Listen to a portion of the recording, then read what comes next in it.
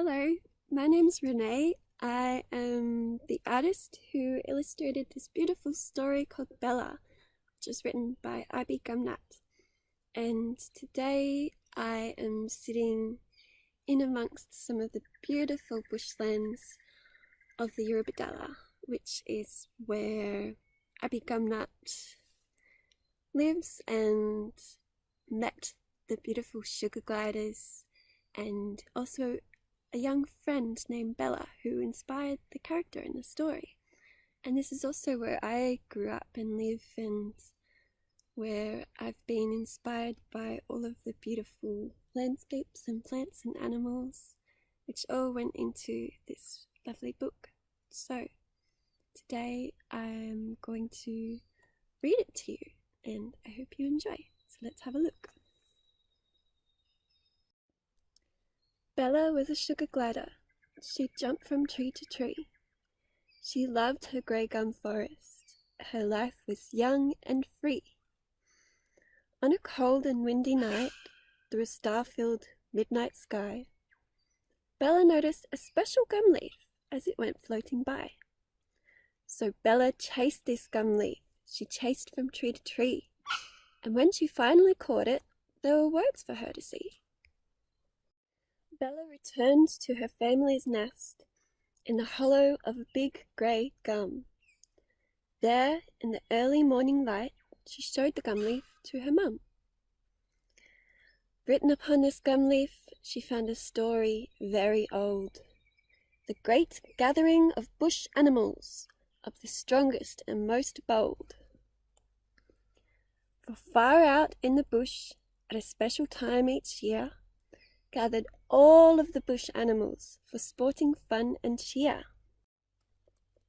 Bella packed some gum nuts along with her small tent, said goodbye to her family, and then out bush she went. Through the trees Bella glided, then had a little rest. She was getting very excited, hoping she would be the best. Then finally she found the place as she came to a clearing, and watched with great excitement at all the animals appearing. Bella spotted Big Red. She'd heard much of his fame. The great long-jumping champion, he was best in the game. So down climbed Bella to the officials on the ground. She then asked them politely if she could join the first round. Suddenly, from in the trees above, the kookaburras let out a roar. They cruelly laughed at Bella, then laughed and laughed some more. What chance would Bella have to take on Big Red, a mouse-sized little glider with big dreams in her head? Big Red jumped his longest jump, as far as 15 meters. Bella approached the starting line. She walked in millimeters. The kookaburras then burst out, laughing even more, though Bella suspected they didn't know what they were even laughing for. Although Bella was only small, she had a big, bold plan. As she sized up a gum tree, and then up this tree she ran. Over the kookaburras Bella dashed, jumping from head to head. Then out from the furthest tree limb made a leap to beat Big Red. Down and fast she glided, flowing through the air, as she passed Big Red's long jump, with meters left to spare. All became quiet. How could this be true, that this little gliding possum had beat a great big kangaroo?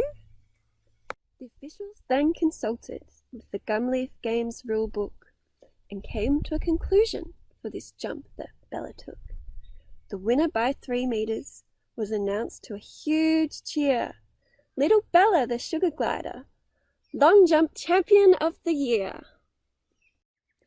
After celebrating her big win, Bella went to glide about, then came across a boxing match and stayed to watch the bout. Bella had to smile as officials called a draw when, for the second time, a glove fell off the kangaroo's paw. Then down to watch the swimming as Bella glided to the creek. There were only 2 competitors. The rest looked still asleep. Just Percy the platypus and Kenny Crocodile. Those other sleeping animals were afraid of Kenny's smile. Soon it was started, this underwater race. Off went Percy and Kenny at quite a frantic pace. Out they swam at the other end, onto the banks they rose, with victorious Kenny Crocodile as the winner by the nose. The race officials then declared, sounding rather relieved, Kenny Crocodile to be the winner, as first place he received. Again Bella glided. Out on a branch she went, along with the other animals, to watch the next event.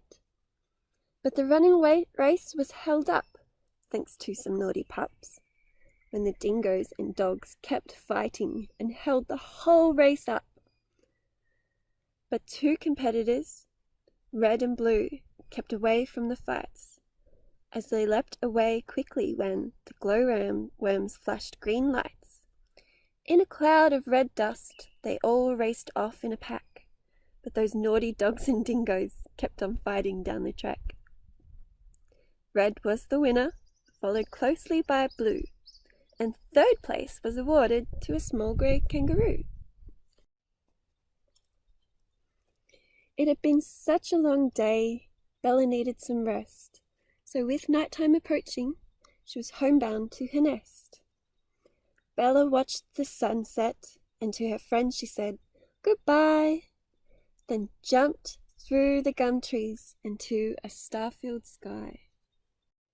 History was written on this day in the Gumleaf history book, so all can read of the great bush games and the leap that Bella took.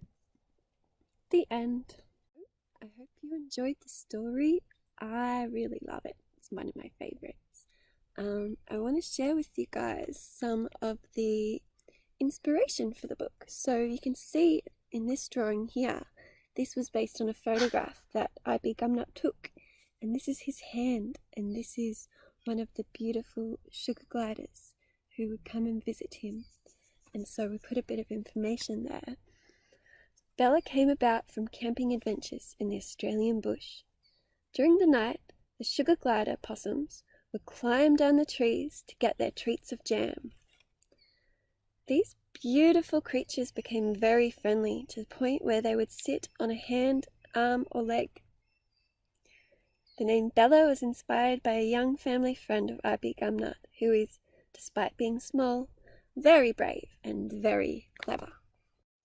So that's the end of our book, and you can see here there's so many more stories that I.B. Gumnut has written, and we're going to keep making more. So head to our website, gumnutentertainment.com, and check out all of the wonderful stories from Down Under which we have to offer. Okay, goodbye.